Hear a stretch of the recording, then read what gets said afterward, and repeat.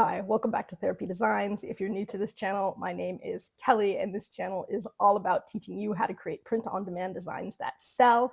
And as a bonus, if you stay tuned till the end of the video, I have 5 more niches that you guys can be working on right now. All right. So in today's video, I'm going to be showing you guys how you can create this type of design right here and kind of go over the Canva apps that I used to create this. This is my listing right here. So this is on Amazon, and you can see brand therapy designs and my little cute kitten shirt. So most of the designs I show you, I do in fact already have up and for sale. So just FYI. So what we're going to do is go ahead and jump over to Canva, and I'm going to show you guys how you guys can do this. So on Canva, we're going to start with a blank page. And so for my t-shirts, I design in 4500 by 5400 pixels. So I'm going to go ahead and put 4500 by 5400 pixels. That is the standard shirt size, and it will ensure that when you print on a shirt, it does come out above 300 DPI. And so I do prefer to optimize my designs for the darker colors. But for this one, I think I'm just going to go ahead, leave it white for now, and you'll see why. We're going to go ahead and use one of the newer apps on Canva, because I did have people asking about some of the different apps, and this is a good new one that I've noticed and started using. And what we're going to do is start with a photo. So to get that design that I showed you, we're going to go ahead, go over to Elements, and we're going to go ahead and just search for cat. And I looked through all of the photos. And you can do this with anything, but when you're doing it, what you're looking for is something with a nice dark background, like this one, for example. Ideally, to make this type of design work, you almost want it to be like your subject is in a dark room and there's almost like a flash, and because we're just kind of going to cut it out, so you're going to see the light and the black, so it's just white and black, and what you're going to end up with is just going to be just white. So you may have to look through the photos for a while and try a few different ones to kind of figure out what works best for this. And so I did do a lot of testing when I first started to do this to figure out kind of what photos looked best and what kind of worked best. And so as I'm scrolling through here, I'm looking for something where the background's darker than the image, and something where the image itself, is kind of, well, this is the one that I used right here. You can see. So the image itself is kind of dark. We've got sort of those white highlights. The background's all black. And what we're going to do is pretty much take all the light areas. Those are going to become solid white. And then the black is all going to get cut out. And so this is the cat that I used. And this actually works really well. So any photo that you see that's kind of like this is going to work really well for what you want. And so this is the one that we're going to go with to start with. I also did it again for a flower, but let's start with the cat. We're going to go to Edit. And now we're going to go ahead and scroll down, and you're going to see the apps. Now, this first one here, this is the one I used, Tracer. And this is one of the newer apps, and it was pretty cool. So when we click this, there's 2 versions. There's a beta version in color. I just did the black and white. So it's going to give you a black and white version of this. But I mean, it's going to get rid of the grayscale, so it's just going to be black and white. So I'm going to hit trace image. It'll take a second. Okay, and so there we can see we've just got black and white. Now we can adjust this, by the way, to determine how much white and how much black we have by changing the threshold here. So right now it's at 89. I'm going to bring it way down so you can see the difference. So if I put it at 44, it's going to take another second. Okay. So when I brought it down to 44, what you're going to see is we're going to get a lot more white. Now, as we get the white, we're going to start to lose a lot of the detail on the cat. And if you brought it way down, it would just be like this solid white outline. Now, opposite to that, obviously, if I go up really high to like 143, now it is going to make it almost entirely black, and you're just going to get tiny little bits of white. So you kind of have to find your sweet spot. So here you've got almost entirely black, and you can just see the tiniest little bits of white. So it's hard to see the image. So you may have to play with it a little bit, and it's going to vary, obviously, picture to picture. So depending on what photo you use, you'll have to play with it to find sort of that sweet spot where you're getting just enough detail. It's not too much black. It's not too much white. And once you get it the way that you want it, so this one here, for example, I'm going to go ahead and use this one. So I'm just going to go ahead and put add to design. And it's just going to add it right on top of my design. And now I'm going to get rid of the photo. And what you're going to see here is I've got my cat design. Now, it's not necessarily what you think. The white isn't white. The white is a cutout. And what I mean by that is if I change the background color of my page now to like teal, you'll see the teal is showing through. So what I've got is essentially a cutout. Now, I want the opposite. So what I want is to get rid of all the black and keep the cutout area. And so to do that, you want to make your background color white again. I'm going to make this really large in the page. The larger I make it in the page, the better it's going to do when you go to get that cut out. So I'm going to put it right there, really large in the page. I'm going to cover the rest of the page with black. Now, I can't just change the background color to black because then I'll lose the cat. So to get black here, I'm just going to hit R on my keyboard. That'll pull up a rectangle. And I am literally just going to cover the whole bottom of the page with that rectangle. And I'm going to make that rectangle now black. So there we go. Now I've got a black page with the white cat. And what I'm going to do is go ahead and download that. So I'm going to just go ahead and put cat. I'm just going to put black so I know that. And we're going to share. We're going to download. You do not want a transparent background. So for this, we're going to download it exactly as is because now we can do a background remover on it to get rid of all the black and just keep the white. And so that is the kind of secret or key to doing this. So now that I've got that, I can add another page to make sure that I can see it real good. I'm going to go ahead and just make that other page a gray color. I'm going to go over now to uploads and we're going to go ahead and upload it. And once you've uploaded it, it should look like this. You should have one solid photo and it's going to have this black background. And so now what we can do is try to use that background remover on it. And we should be able to get rid of all the black, hopefully, and just keep the white. Now, again, this is where you might have to play with it a little bit. If your design is too complex, then you might, again, have trouble with the background remover getting rid of all the black. So you may, again, have to play with the photos to find the ones that work best for this. But I have several, many variations of this style of design with different photos up right now. So you just have to play a little bit. But I'm going to do the background remover. And we'll see how well this turns out this time. Because, again, sometimes it turns out great. And sometimes on the same photo it doesn't. But there you go. That actually looks pretty perfect. And so we can see right there that looks really good. And so now if I was to change this background color to anything I like, such as black, I'm getting that really cool cat look. And again, if I was to change it to any other, color, you can still get that same look. And so that is the design style that we're going for. Now this one, because the cat's looking up, it kind of lent itself to adding another element here. Now I've seen different design styles like this with the cat looking up at different things. Flowers are really common. So I said, let's go ahead and we'll do the same thing again, but this time we'll do it with a flower. So I'll just go up to the front and I'll just kind of use this. And so we're going to start here and I'm going to go over to elements. And this time we're going to look for a flower. And we're still on photos.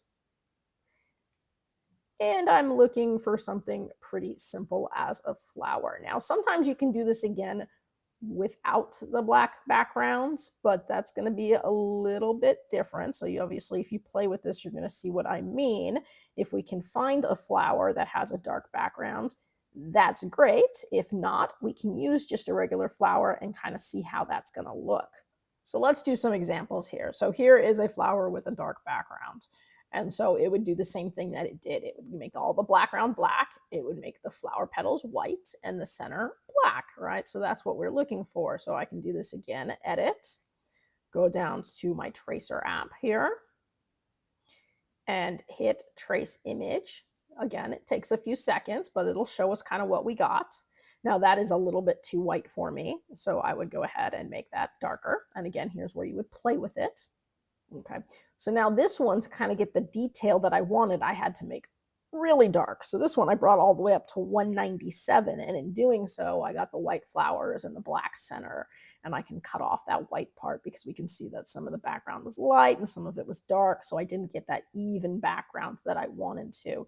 But this would be one example here that if I hit add to design, for example, and I moved that, I could,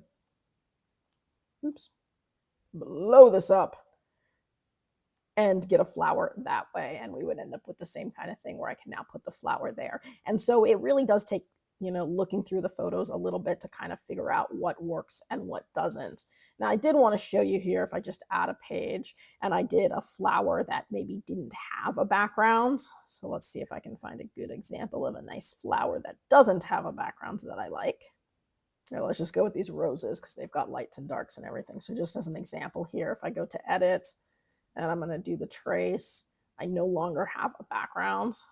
And so let's see what this does. When you don't have a background, it's making the background white, which means it is now going to make your flowers black. And so even if let's see if I lighten this up quite a bit. So if I lighten it up quite a bit, I can now start to get a little bit of the details of the flowers. But again, it's going to make the flowers black and the background white. Now, we don't really want that. We want the opposite. We want the flowers white and the black background black, because we want it to be that white, on the dark surface. So again, I would go ahead and just find one that had a black background, but you could also create a black background. So for example, if I wanted to do this and I put it on a black background, let's say, and just for fun, I downloaded this. Let's go ahead and I'm just going to put rose test, right? So I put the rose on a black background. I download it as is. Okay, so if I download it and then go ahead and upload it, let's make another page here. I'm going to bring this over. I'm going to change the background color here again to a lighter color. So now what we can see is now I have a photo of a flower and I've created that black background. So now if I go to edit and I go back to tracer, this time it should make the flowers white because the background is black. So if you find something that you like, but it doesn't have a background or it has too light of a background, you can always try to save it on a dark background and then do it. And so for this, I'm going to want to make it pretty white. And so there you go. So now I've got these nice white flowers here and I can do the background remover and get rid of the black. And so you can see how we can just sort of play with these things. So it's important to know how to kind of troubleshoot and figure out how you can get what you want. Even if you can't find exactly what you want, we can manipulate it. And so that's a little bit too white, but you get the idea. So if you find something, it doesn't have the dark background you want, you can always create the dark background that you want. But anyways, I did find one that I liked. Let me get rid of this too.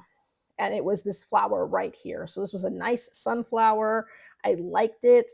And the cool thing about it is it was already sitting on a black background and kind of lit nicely. So this is the one that I ended up using. And again, edit, tracer, and black and white, and trace image. And there we go. So it's a little wider than I'd like. So again, I'm going to start making it darker and play with it until I get it where I want it. Perfect. And once you get it the way you want, we'll go ahead and just add it to the design. I'm going to get rid of the original. Oops. And so here I've got this one. I'm going to go ahead. I think I'm going to flip it over. I might even, yeah. I like kind of the way that looks. I can angle it down again so that it looks like the cat is sniffing it. However I like, but let's go ahead. Let's make it nice and big. Again, I want it to fill the whole page here, or as much of the page as I can get it to fill, because the bigger it is, the easier time you're going to have with the background remover. And then whatever left on the page you have, you can just go ahead and cover up with that black rectangle. So now that I have this, I'm going to go ahead, I'm going to put flower, black, and we'll go ahead and download it as is. And so we're just downloading page one as is, and then we're going to go ahead and upload it, and we're going to use the background remover on it so that we just end up with that nice white flower again. Now, while this is downloading, you should also note that every time you save it to your design, it saves a copy to your uploads. So this is the one I just downloaded. This is the one that was uploaded. And looking at them, they look pretty much the same. However, if I move this out of the way, what you're going to see is that this is the original one, meaning if I bring it down here, or I change the background color, for example, it's going to change the flower. So this is just the cutout version. So it downloaded this automatically. This is the one that we just downloaded where it's white. And so no matter what color I put it on, the flower is white. And so from here, what we can do is go ahead and do our background remover. And there we go. We did our background remover, and now we have our flower here. And again, I can now change my background color of my page to whatever I want, and we can see that we have a nice flower. You can sometimes get little bits of black where if you really zoom in, you'll notice that it didn't do a perfect job. Now you're only going to see this if you zoom way in, and if you're on a light color, you'll see little bits. Let's see if it autofocuses here. Little bits of black, kind of almost as an outline around the specs. Don't worry about that. One, it's so small, and two, if you're printing this on a darker color shirt, which you would because it's white, it's going to blend right in. You wouldn't even notice. And especially if you print it on a black shirt, then you really wouldn't notice. But if you did it on like the heathers or any of the darker colors, if it's just the tiniest bit there, you will not notice. And so it's fine. But if you have big black areas, well, then you might have picked a bad photo, or you might have to, play with it a little bit more. So here now is where I had my cat. Here's where I have my flower. I can resize these kind of however I want. I can change the angle of the flower too. So now the flower looks like it's looking away. Now it looks like it's looking kind of towards the cat. I can angle it sort of down like that. I can make the flower maybe a little bit bigger in the corner. So sort of however I want to play with that. And then there's my cat looking up at the flower. That looks really nice. And you can see that's how it would look on a gray shirt. If I then put it on a black shirt, here's what it would look like. And so once you have it the way that you like it, we can just go ahead and download this. So, you can name it whatever you want, cat and flower, whatever. Download. And now for this, you do want that transparent background, because this is now ready to go up on a shirt. So transparent background, just pick the page that you're on, and we'll download it. And now it is ready to go up on whatever platform you use for your printing. And so that is it. It's a really cool technique. It takes a little bit of practice, but you can do all sorts of really cool things with it. And so it's a fun one for you guys to play with and start experimenting with. And so that is one of the apps, the newer apps that I like, and it's free to use. So that's always, great. Because you guys were so patient and waited until the end of the video, I do have another list of 5 bonus niches for you. So as promised, here are your 5 bonus niches. And because we just did a cat design, I decided to go with 5 cat niches. Cat niches in general are always popular and selling. So number 1, and this one was interesting, but it is selling really good for some reason. It says rolling fatties, and most of them have a fat cat, like laying down being rolled. Number 2, personal cat servant. Number 3, fluff around and find out. Number 4, catnap made me do it. And number 5, meowdy, and very Western with the cat and the cowboy hat. So I hope you guys can come up with some great creative designs for these. I hope you guys are doing really well with all of your designs, doing really well in Q1, and continuing to grow your skills and your portfolios. If you have any questions, drop those in the comment section below. I try to get back to everybody as quickly as I can. I do read all the comments. Thank you so much for your kind words. And again, I hope to see you guys again soon. That's it for today's video. If you found that useful and would like to see more videos with helpful tips and tricks, be sure to hit like and subscribe, and turn on your notifications so you don't miss any of the weekly videos. As always, keep growing and stay creative, and we'll see you next time.